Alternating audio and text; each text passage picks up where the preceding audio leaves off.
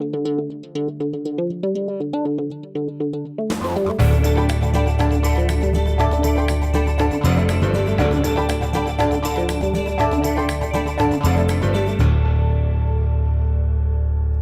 provided by Walters Papillon Thomas Cullens, LLC, specializing in business litigation and personal injury cases for over 40 years.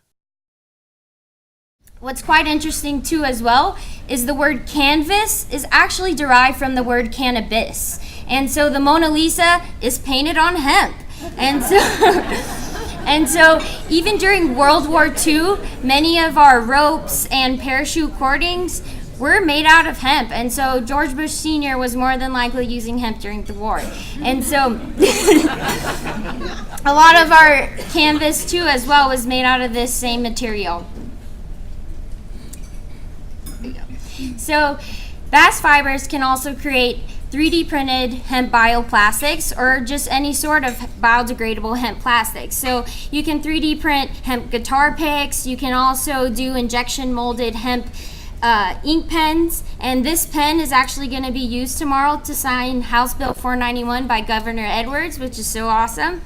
And what's quite interesting too as well is that hemp composite boards are already being used in the BMW Series 7 as a lightweight fiberglass replacement for its car doors. And so when I was working up in Kentucky, we also worked with a company called Sunstrand, and they were working with Toyota and Ford because with the new importation tariffs, they're looking for new materials to create better insulative properties as well as fiberglass for doors and stuffing for chair seats and cars.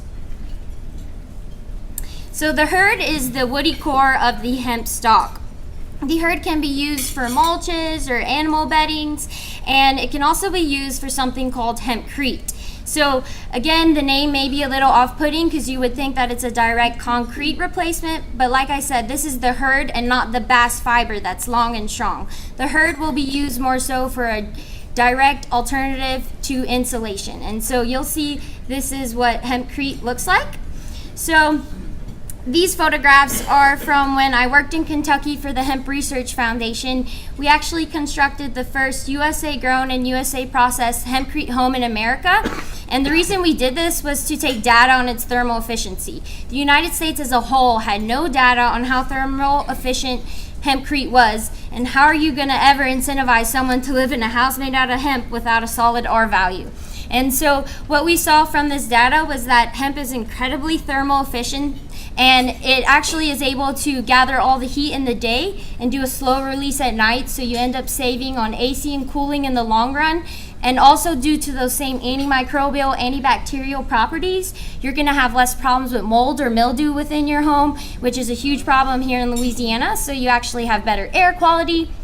And what's quite interesting is the blend is actually, you can see here, I'm gonna try to do the laser. So this is what the hurd looks like, but once you combine that with hemp hurd, lime, and water, kind of looks like a wet mulch. And so that all together essentially turns into a limestone. And so you can hold up a blowtorch to a block of hempcrete and it will not catch fire, which is so incredible. And so here on the second picture, you can see that this was not the structural strength of the home. We still had 2x4s, yet we packed in the hempcrete between the plywood frames. And this is what it looks like dried, and this is me.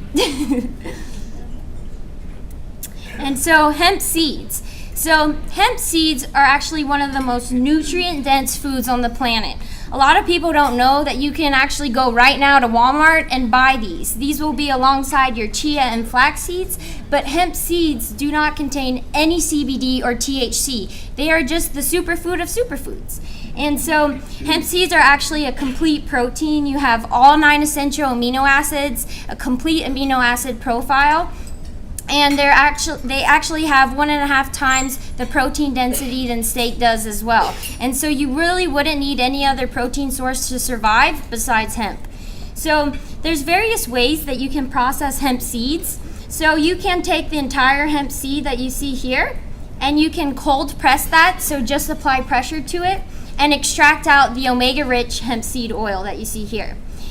the hemp seed oil is really rich in omega-3, 6, and 9. So this hemp seed oil can be used for making pestos, salad dressings, but it can also be a plant-based alternative to fish oil without overfishing or mercury.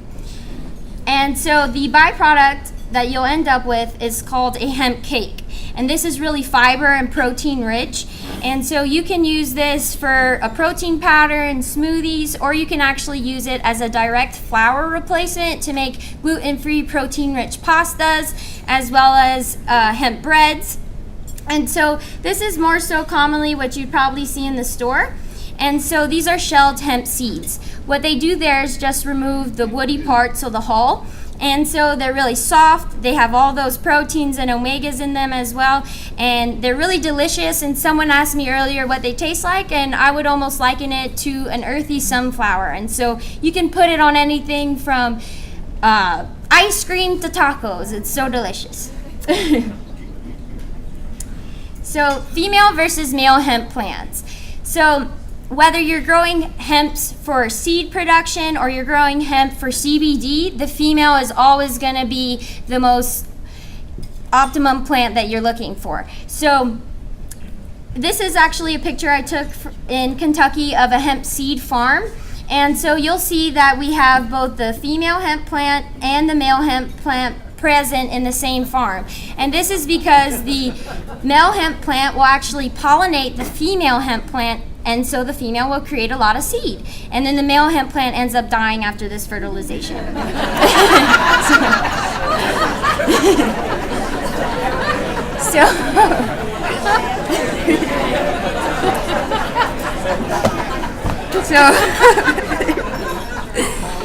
So growing hemp for CBD, y'all are gonna like this one, huh? So when you're growing for CBD, you want to ensure that there are no males around. You actually want to create an environment where the female hemp plants become really sexually frustrated, and this creates for an environment where the hemp plant grows a lot of resin and creates a lot of high flower content. And so if you're growing for hemp extracts or CBD, definitely keep the males away. So, the endocannabinoid system. What's interesting about the endocannabinoid system is that all mammals, reptiles, and even birds have an endocannabinoid system. And you have concentrations of these receptors throughout all of your body's major regulatory systems. And essentially what the endocannabinoid system is responsible for is keeping your body in homeostasis. And that is the chemical balance of your body. And so there are various types of hemp extracts. So you can have a full spectrum hemp extract, and this will be using the whole plant to create your extract and includes that minuscule amount of THC that we mentioned earlier. A broad spectrum hemp extract, which we specifically use for our products, isolates out that THC, yet includes all of your CBD, minor cannabinoids, and terpenes.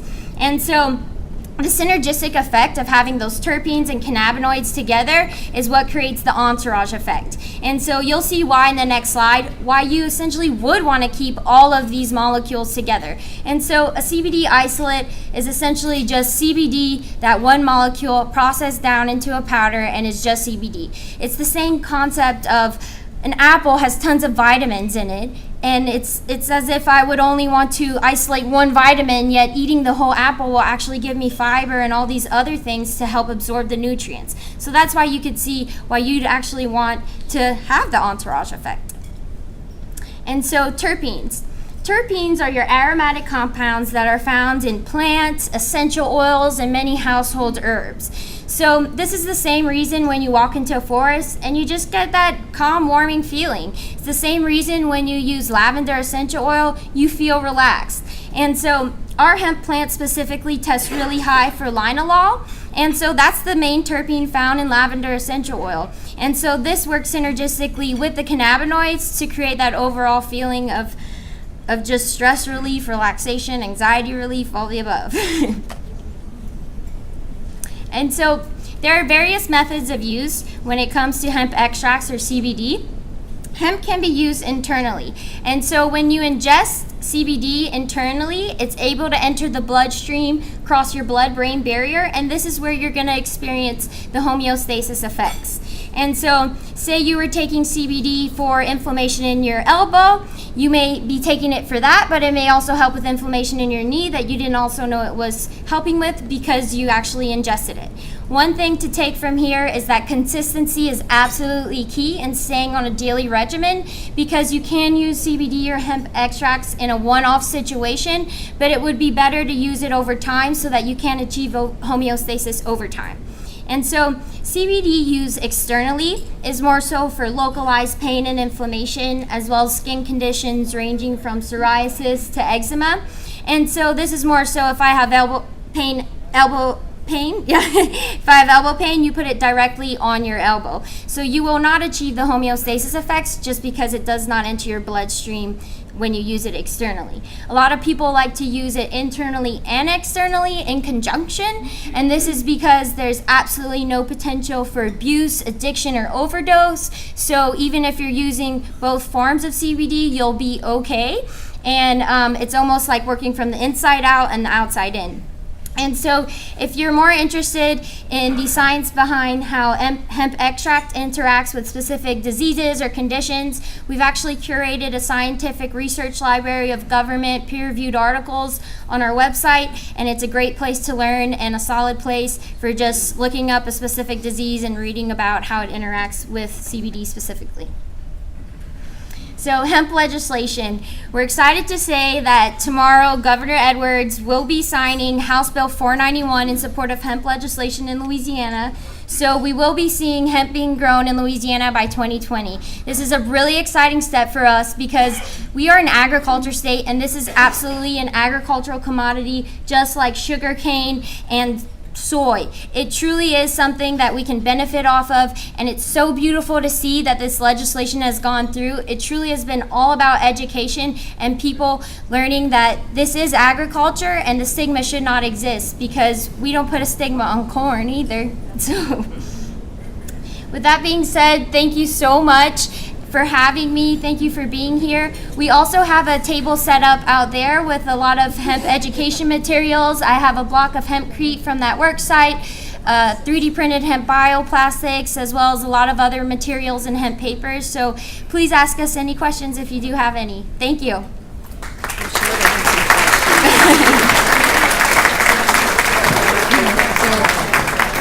There's tons of questions.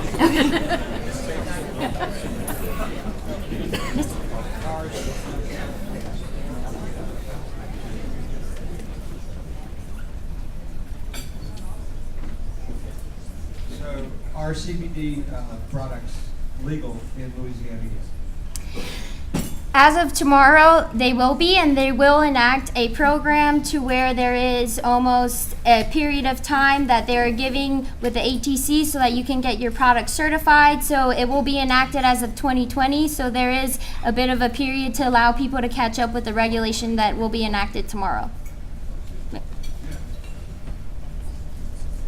But it is federally legalized, which is something to note. As of 2018, it has been federally legalized, but just because session just started about a few months ago, we hadn't had time to catch up with the federal regulations.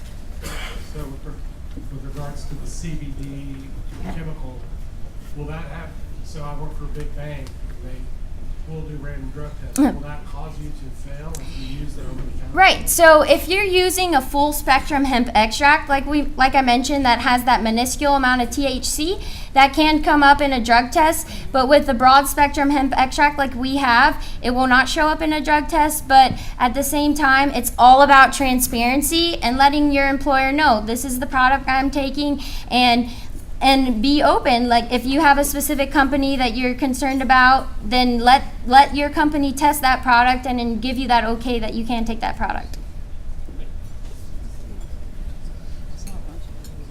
I have a question. I've been using CBD products for probably 20 years. And are there going to be regulations in Louisiana? Because I bought products here that had no effect at all. So Right. I'm concerned about the labeling. Absolutely. So part of my research when I was working for the Hemp Research Foundation was testing the efficacy of CBD products.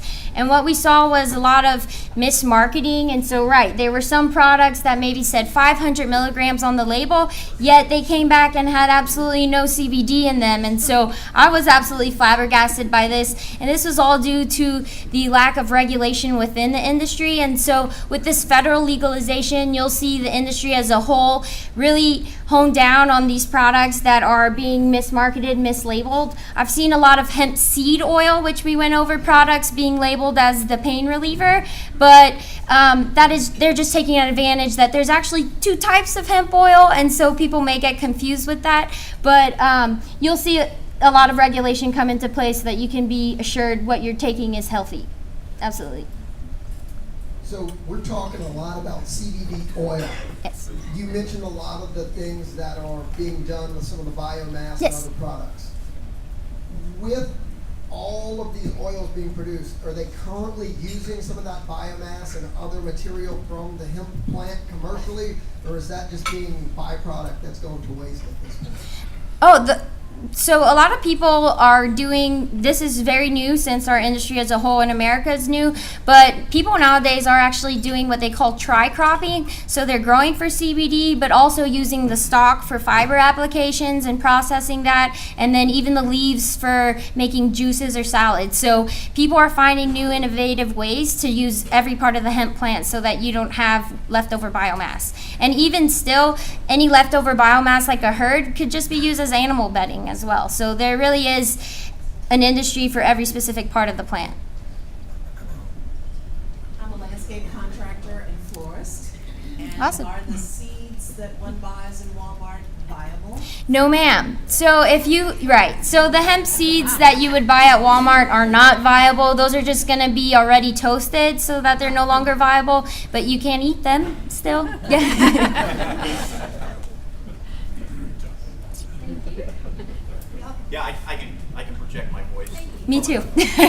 I'm interested in some of the values for hemp as I'm very much involved in trying to remediate the opioid epidemic. Oh, okay. And so as a pain reliever, can you tell me how effective? Yeah, absolutely. So this is one of the reasons that CBD has been so effective in helping to treat opioid addictions, was because you actually have a receptor everywhere that you have an opioid receptor. And so this is a lot of the reason why people find that they no longer have those cravings or addictions, because that specific area of the receptor is being filled by that molecule. And so this has been a huge push for the industry as a whole, has been part of the opioid addictions, and realizing that CBD is non-abusive, non-psychoactive, and non-addictive. So it really is a viable alternative source for pain relief. Yep. Thank you. You mentioned toasted. Yes. Question along the line. How do you keep the poachers out of the marijuana fields? So animals or humans, both? Okay, so you can build a lot of hemp fields. Deer may be a problem, so you can build fences around your hemp fields, have high security. And then another confusion is that a lot of people think that you're gonna hide your marijuana plants in your hemp fields, but you really wouldn't wanna do that, because it really would create for a marijuana plant that is basically no good. And so because if you're growing for marijuana, you want to grow high THC content, but having those hemp plants around would do the opposite. So that's how you can ward off humans too, as well as, yeah. Put signs up, huh? Yeah, and put signs as well. So this seems relatively new for the United States with legislation. How do we compare to internationally? Are we mature? Are we way behind? So internationally, we've actually had about an 80-year prohibition on the hemp plant, and we're really behind. But we are steadily becoming, America as a whole, one of the leading researchers in cannabis in general. And so we are quickly catching up. But Europe and Canada and Asia, it's quite interesting, because before the 2014 Farm Bill that was able to allow states to enact their own hemp pilot program, we actually had hemp in America, but it was all imported. And so this is really going to take a grassroots effort of supporting your local economy, making sure the hemp you get is from Louisiana or from America. And so we are a bit behind with hemp production, but because we're America, we'll be able to catch up. Yes. So, isn't the use of hemp as opposed to like pulp from paper? Isn't it much more effective, much more efficient, just because of the growth of Yeah, absolutely. So you could about imagine a tree may take 30 years to grow, but a hemp plant can do a full season in about 4 months. So, right, with the biomass, the turnover is just incredible. Yes. So if I'm a farmer and I can grow corn or sugarcane, which are big crops in Louisiana, or cotton, would it be more lucrative for me to put my fields into production for hemp? So this really depends on what specific application you're growing for. If it's specifically for hemp extract, about an acre can go for around $60,000 an acre, really depending on the outcome of the flower, etc. But if you're growing for like seed or fiber, then that'll be a lot lower on the cost side. But right, this is something that we definitely see that can be used as a rotation crop to increase revenue for our farmers. And they don't have to stop what they're doing and completely switch. We want them to use these things in conjunction to actually help to even bring more nutrients to the ground too. And like he had mentioned, I thought he was about to talk about phytoremediation, but you said remediation. But the hemp plant is actually really incredible for taking out heavy metals as well. So you can even use it to better increase your harvest for maybe corn, like you said, or sugar cane or something like that. So you can use it in a bunch of ways. Yeah. I have a question with regard to over here. Yep. Over here. Oh, there you go. Reading in the news, there was a coroner that said that a patient overdosed from THC. Is overdose possible? What's your opinion on that? My opinion is that science and data shows that in the history of the world, there has been no person who has ever overdosed from cannabis. So I'd definitely like to read what you're talking about. Yeah. So. It was a coroner in Laplace that said that a 37-year-old patient that he had done an autopsy on, the only thing that he could find as to cause of death for her was a high level of THC. And evidently she had been using, maybe you can talk to this as well, of the fact that vapes are more strong or something than other forms of inhalation. So if that were to be true, then that would be the first case known in the history of mankind. So yeah, I'd definitely like to learn about that. Yes. And then that's also might be a loosely based assumption, because he said after her passing, that was the only thing that he found. So we also know that a lot of other medications or drugs get out of your system more quickly. So that might have been the case there. Yeah. Question, since I'm holding the mic. What do you find that you use hemp for most? What do you like to use it for the most? Me personally? I personally use our CBD products every day, and this is because I suffer with chronic back pain. After having that shattered pelvis, I essentially had a halo for your head, but on my spine. And so this is something that I hike, I do everything, I'm really active, you can even tell by personality, but it's something that I absolutely need to use for my inflammation daily. So I use the internal oils.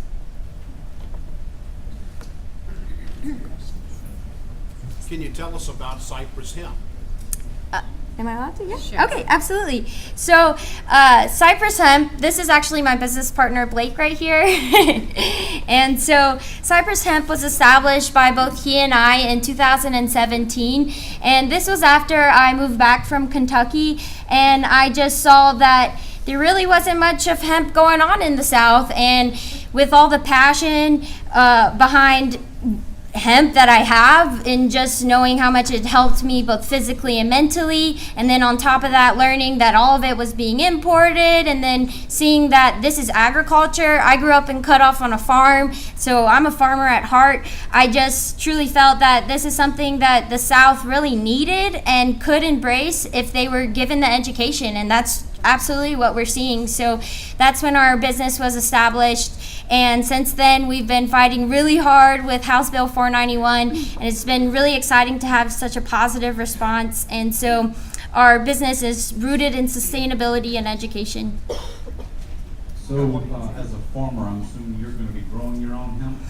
Yes, we currently have hemp farms in Virginia, and we absolutely would want to move our hemp farms to Louisiana, but that just wasn't legal yet. So we absolutely will be applying for a license to grow in 2020, but right now our farms are in Virginia because my business partner is actually from Virginia. So are you going to have to be registered? Yes. So I couldn't just have a hemp patch in my backyard? So, right. So there...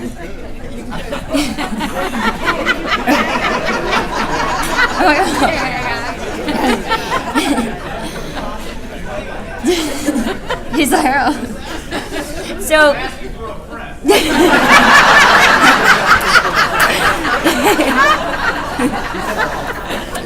you're a good friend. So, okay. So with this new legislation, anyone, so it won't be restricted, anyone can apply for a license. And so the only restriction is if you've had a current misdemeanor, you have to wait out 2 years to apply for a license. But other than that, anyone can apply. And once you have a license, you will be able to gather certified hemp seed, and so this will be a controlled industry, and so absolutely the state is going to know where your farm is located and all those things. But yeah, it'll be just like agriculture with a license. Yep. License to grow. You answered her question about the yield on an acre of $60,000. This grows every 3 months, or is it 4 months? Yeah, so you $120,000. If you're a good farmer, yes. Yes. Yes. And that's specifically for the hemp extracts. Yes. So growing it is one part. So what about the processing part to derive the CBD oils and the other byproducts like the biomass? And so then an infrastructure that's going to need to be built out? Yes, so that is something to keep in mind, is that America as a whole, we are starting from square one. There are processors throughout the United States. Currently, there are some processors in Houma, Louisiana, that are looking to process hemp extracts. And so that's really exciting because, right, we can have farmers who are growing hemp, yet all of a sudden they're like, well, where do I process it? And so we're going to need every aspect of the supply chain. So even if you're not growing, you can be a monumental force in this industry by being a processor. Thank you. Thanks. What about the financial regulations? Are the hemp, are you free and clear of, say, Colorado and Oregon dealing with the marijuana THC plants? Do you have different regulations? Are the banks banking you? Are the financial services banking you? So currently, that is what America as a whole is going through, is the banking and processing. Due to the federal legalization, a lot of banks are having to be educated, and it's really hard to educate your own bank about this, that you are legal. But currently, what people were using prior to that is either like high-risk merchant processors or whatnot, but this is what the Trump administration is trying to clear up and educate about, how our banks should absolutely be able to take this cannabis industry in and embrace it, because it is absolutely legal. So, yes. You said it's a 4-month growing season, is that right? Yes, you can. Can it be grown in the winter time in Louisiana, which would make like ryegrass, say, but that would make it more compatible with other? I've definitely gone swimming in Louisiana winter, so if the weather allows for it, absolutely. So that's what's a great advantage that we have, is that Louisiana's hot almost year round. So.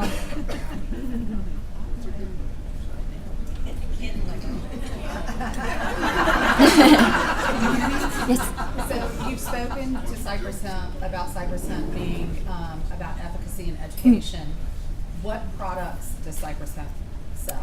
Yeah, so we specifically have, we combine both the hemp extract and the hemp seed oil. So specifically our products are unique to us because we call our CBD plus omegas. So you also get that plant-based alternative to fish oil. So we do the ingestible oils that you would take sublingually. If texture is something that you're concerned about, we also encapsulate them, so have them in pill form. We also do topicals like salves and roll-ons, and our clothing is all made out of hemp as well, which you'll see up there on the table. And then we are looking to get into as well the food side of hemp. So any of the Basic- the home products like the insulation or the So no, we specifically are not on the industrial side as far as like the construction, just because finding a local source of that byproduct would be more beneficial in creating a company, just because you'd have to transport that product across America. So yeah, I'd love to do hempcrete seminars and things like that. So it's coming. Yeah. Wow. Thank you.